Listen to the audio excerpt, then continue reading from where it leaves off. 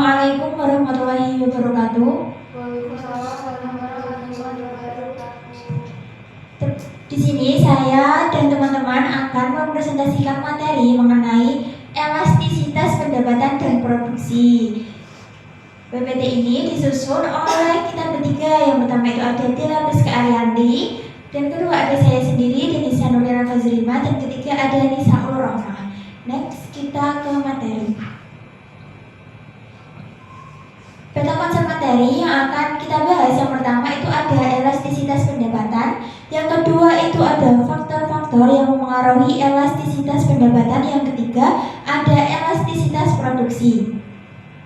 Apa sih itu elastisitas pendapatan? Elastisitas pendapatan atau bisa disebut dengan income elasticity adalah tingkat perubahan respon yang merujuk pada permintaan suatu barang akibat perubahan pendapatan dari konsumen, baik menjadi lebih tinggi atau lebih rendah. Pendapatan sangat mempengaruhi daya beli, sehingga akan berdampak pada permintaan barang-barang tertentu. Jumlah barang yang diminta memiliki hubungan positif dengan pendapatan konsumen. Namun, dalam beberapa kasus ada pula beberapa barang yang permintaannya itu justru naik ketika pendapatan konsumen sedang mengalami penurunan. Dari kategori barang berdasarkan tingkat permintaan konsumen itu dibagi dua. Yang pertama ada barang elastis, yang kedua ada barang tidak elastis. Apa sih barang elastis itu? Barang elastis yaitu barang yang digantikan saat konsumen tidak memiliki pendapatan yang cukup untuk membelinya, dan konsumen akan tetap bisa bertahan hidup walaupun tidak membelinya. Contoh dari barang elastis itu seperti baju, mobil, buku, atau boneka. Kedua yaitu barang tidak elastis, barang yang harus dimiliki konsumen karena mereka kesulitan untuk mencari barang penggantinya. Contohnya itu seperti makanan pokok, bensin, gas alam, dan sebagainya. Berikut adalah grafik dari pergeseran kurva dari permintaan. Kalian bisa lihat gambarnya, itu ada P itu disebut dengan harga, dan Q itu disebut dengan jumlah barang yang diminta. Nah, itu ada D aksen. D aksen itu kurva permintaan bergeser ke kanan. Kemudian ada D posisi permintaan awal, dan D2 aksen itu kurva permintaan bergeser ke kiri. Makna dari kurva tersebut yaitu pergeseran ke kanan dari D ke D aksen atas berarti permintaan naik pada setiap tingkat harga dan terjadi karena pendapatan konsumen itu meningkat. Kemudian pergeseran dari kiri yaitu D ke D2 aksen berarti permintaan itu turun pada setiap tingkat harga dan terjadi karena pendapatan konsumen itu menurun. Kemudian ada 3 kriteria elastisitas dari pendapatan. Yang pertama itu elastisitas lebih besar dari 0, maka barang tersebut merupakan barang superior. Kedua ada elastisitas sama dengan 0, maka barang tersebut merupakan barang netral. Yang ketiga ada elastisitas kurang dari 0, maka barang tersebut merupakan barang inferior. Rumus dari elastisitas pendapatan yaitu elastisitas permintaan sama dengan turunan perubahan jumlah permintaan terhadap perubahan pendapatan dikali I. I itu pendapatan konsumen per QDA atau fungsi dari permintaan. Berikut adalah contoh soal. Misalnya fungsi permintaan terhadap barang A adalah QDA sama dengan negatif 5PA ditambah 2PB ditambah 0,2I. Tentukan elastisitas pendapatan jika harga per unit barang A dan B masing-masing yaitu 100.000 dan 200.000. Sedangkan pendapatan konsumen sebesar 500.000 rupiah. Penyelesaiannya yaitu dengan kita cari dulu turunan dari QDA terhadap I. Turunan QDA terhadap I apa teman-teman dari soal? Turunan QDA terhadap I 0,2 ya. Terus nilai PA-nya berapa? 100. Nilai PB-nya 200. I-nya berapa? 500.000. Nah, kan di soal itu sudah diketahui DA-nya itu kan negatif 5 PA ditambah 2 PB dan 0 ditambah 0,2I. Kita masukkan nilai-nilai yang sudah diketahui itu ke dalam soal. Kita masukkan nilai PA-nya tadi kan 100, jadi negatif 5 dikali 100 dan PB-nya itu 200, jadi 2 dikali 200, kemudian 0,2 dikali I, nilai I-nya tadi kan 500.000, kita masukkan. Nah, jadi jumlah dari keseluruhan tadi itu 90.000. Itu jumlah dari KDA-nya. Dari soal yang udah dimasukin tadi itu hasilnya 90.000. Kemudian kita kan disuruh cari elastisitas tadi. Nah, kita menggunakan rumus yang tadi, yaitu turunan dari KDA terhadap I dikali 1 per KDA. Turunannya tadi kan 0,2. Kemudian kita kali dengan 500.000 nilai I-nya dan nilai dari KDA-nya yang udah dicari tadi kan 90.000. Kita masukin. Hasilnya itu elastisitasnya 1,1111. Jadi, jika pendapatan konsumen mengalami kenaikan sebesar 100%, maka kuantitas barang A yang diminta akan naik sebesar 111,11%. Artinya, elastisitas itu lebih besar dari 0, maka barang A merupakan barang superior. Dari soal tersebut dan jawaban ini, ada yang ingin ditanyakan? Baik, kita next ke materi selanjutnya yang akan disampaikan oleh Nisa. Oke, materi selanjutnya adalah faktor-faktor yang mempengaruhi elastisitas pendapatan. Yang pertama, faktor yang pertama adalah harga jual produk itu sendiri. Nah, ini harga jual ini sangat mempengaruhi elastisitas pendapatan, apalagi jika barang tersebut merupakan kebutuhan pokok yang sulit untuk dicari penggantinya. Nah, contohnya pada beras atau gas LPG. Nah, beras ini merupakan kebutuhan pokok masyarakat Indonesia. Meskipun harga beras meningkat, masyarakat tetap membelinya karena tidak ada bahan pokok lain yang benar-benar menggantinya sepenuhnya. Nah, demikian permintaan beras itu cenderung tetap meskipun pendapatan berubah. Nah, faktor yang kedua adalah harga produk pelengkap atau komplementer. Nah, barang pelengkap merupakan barang-barang yang harus digunakan bersama dengan barang yang harus dilengkapinya. Nah, jika tidak, produk ini tidak dapat digunakan secara maksimal dan mempengaruhi harga penjualannya. Nah, contohnya pada kopi bubuk dan gula pasir. Nah, ini kopi bubuk dan gula pasir ini adalah barang pelengkap. Ketika harga gula naik tajam, sebagian masyarakat mengurangi konsumsi kopi karena biaya membuat satu gelas kopi menjadi lebih tinggi. Nah, hal ini membuat elastisitas pendapatan kopi itu berpengaruh oleh perubahan harga gula sebagai pelengkapnya. Nah, faktor yang ketiga adalah harga produk pengganti atau substitusi. Nah, barang penggantinya yang sangat cocok untuk menggantikan barang utama bisa mempengaruhi harga jual masing-masing barang tersebut. Misalnya, masyarakat bisa mengganti beras dengan kentang yang sama-sama berfungsi sebagai sumber karbohidrat yang mengenyangkan. Nah, contohnya faktor yang ini adalah ketika harga daging sapi meningkat, banyak keluarga beralih ke daging ayam atau telur sebagai sumber protein yang lebih murah. Nah, faktor yang keempat adalah selera atau minat konsumen. Minat dan selera konsumen terhadap suatu kelompok barang sangat mempengaruhi elastisitas pendapatan. Jika preferensi masyarakat adalah barang yang berkualitas baik dan mahal, bisa jadi barang mewah memiliki peningkatan permintaan yang lebih tinggi daripada barang inferior. Nah, contohnya masyarakat urban dengan gaya hidup modern saat ini itu sering memiliki preferensi terhadap produk premium.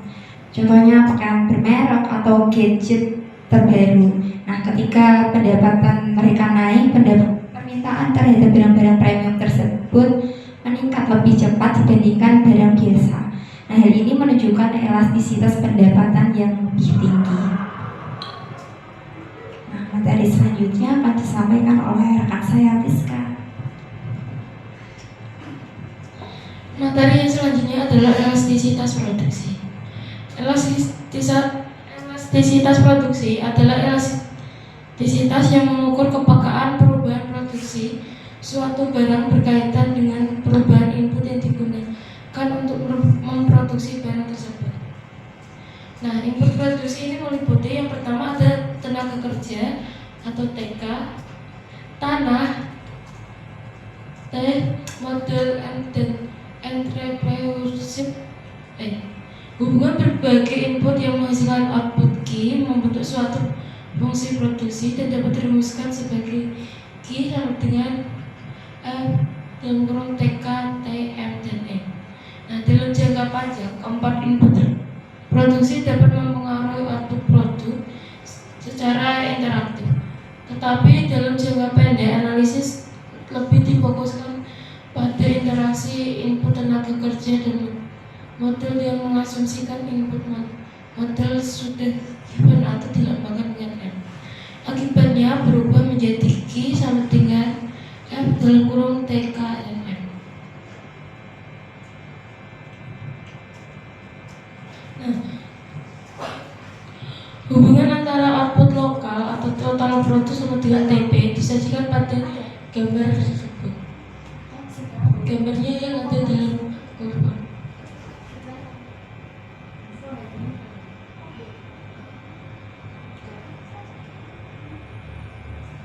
Nah, dari grafik tersebut didapatkan bahwa pada kurva TP garis OP ini memiliki slope terbesar sehingga kurva AP akan mencapai titik maksimum.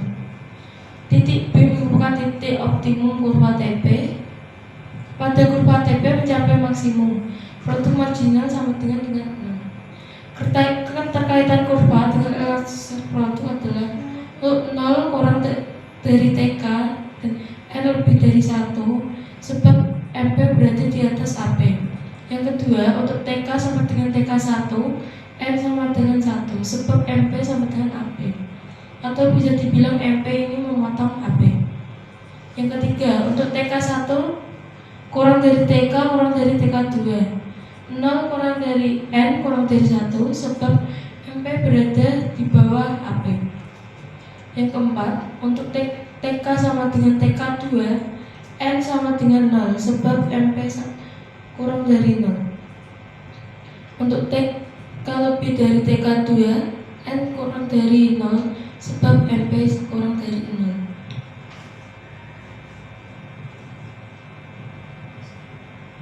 Nah, elastisitas produk ini dapat dirumuskan sebagai NP sama dengan 2TP per 2TK dikali TK per TP. Atau bisa dengan keterangan 2TP per 2TK adalah marginal produknya dan TP ini adalah fungsi produksi dan TK adalah tenaga kerja. Nah, ini aja contoh soal fungsi produksi jangka pendek dinyatakan dalam persamaan TP nanti negatif 2 per 3 TK pangkat 3 ditambah 4 TK kuadrat. Nah, kita tentukan elastisitas produksi jika produsen menggunakan input TK sama dengan 10. Diketahui TP-nya itu negatif 2 per 3 TK pangkat 3 ditambah 4 TK kuadrat dan TK-nya adalah 10.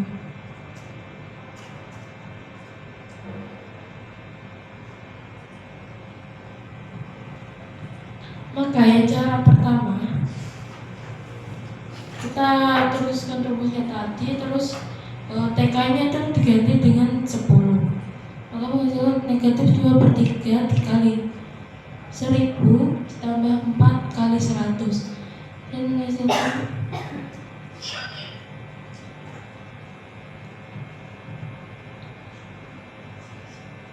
itu hasilnya sama-sama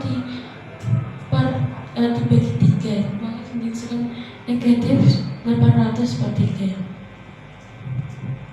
Maka kita masukkan ke rumus itu TP per 2TK sama dengan negatif 2 TK kuadrat plus 8 TK. Bisa tahu nggak dapat 2 per 3 kuadrat lebih 8 TK? Gimana? Itu dari cara pertama itu dapat 3/3 semua, kalian bingung nggak? Ini dari sini 3/3 semua ini nggak bingung, nggak jelas kan? Baik, jelaskan kamu. Nah itu kan di soal itu kan tadi TK-nya itu 10, soalnya itu kan negatif 2/3 TK pangkat 3. Harusnya itu dikasih soalnya dulu. Itu pangkat 3 ditambah 4 TK sama itu pangkat 2. Kemudian kita masukin 10-nya, 10 itu dari TK tadi kan, dimasukin semua. Kemudian dapat ini 1000 itu kan 10 pangkat 3, biasanya 1000. Kalau 10 pangkat 2 kan hasilnya 100. Nah kita itu samain penyebutnya jadi 3. Kenapa 4 itu dikali 3? Karena bawahnya itu kan 4 dikali 100/1. Satunya dikali 3, berarti kalau penyebut dikali 3, pembilang harus dikali 3. Nah dapat tuh 3 dikali 400, hasilnya nanti itu dijumlah dengan 2000. Jadi hasilnya itu negatif 800/3. Gimana teman-teman, udah paham? Kemudian yang itu do TP per do TK itu turunannya, turunan TP dari TK. Nah itu turunannya itu kan kenapa bisa dapat itu? Soalnya itu tadi di buku bisa kalian lihat, soalnya itu kan negatif 2/3 TK pangkat 3 ditambah 4 TK pangkat 2. Soalnya kemudian kita turunan dari TK, berarti itu kan negatif 2 TK pangkat 2 ditambah 8 TK. Kalian cari itu, paham kan? Nah itu bisa dilanjutkan Priska.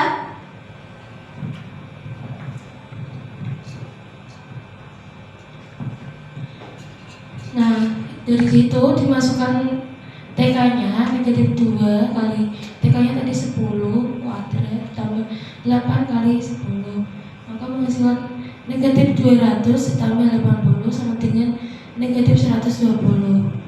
Nah, habis itu kita cari NP-nya. Udah Priska, ini masuk ya teman-teman. Itu nanti kalian masukin nilai TK-nya itu 2 kali. Yang pertama itu sebelum diturunkan, yang kedua itu setelah diturunkan. Ya, lanjut Pris.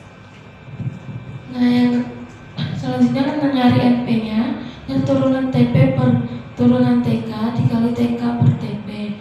Nah, turunan TP per TK kan nanti mendapatkan negatif 120 dan TK-nya 10, berarti TP-nya tadi kan negatif 800/3. Maka menghasilkan NP-nya menghasilkan 4,5.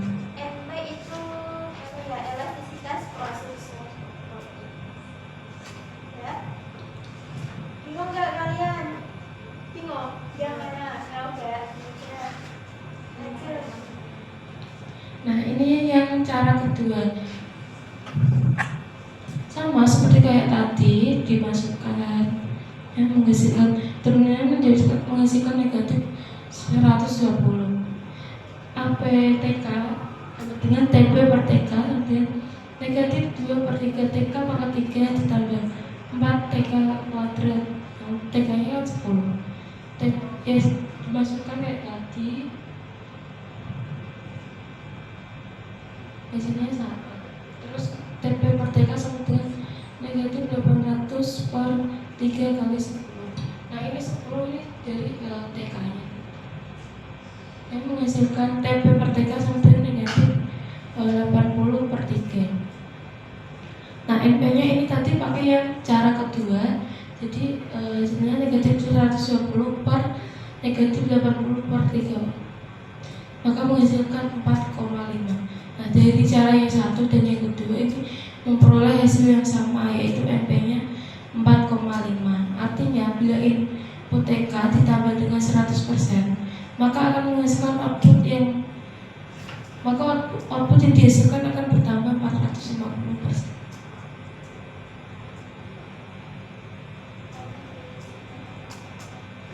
Gimana teman-teman? Gimana? Coba. Oke, kita langsung.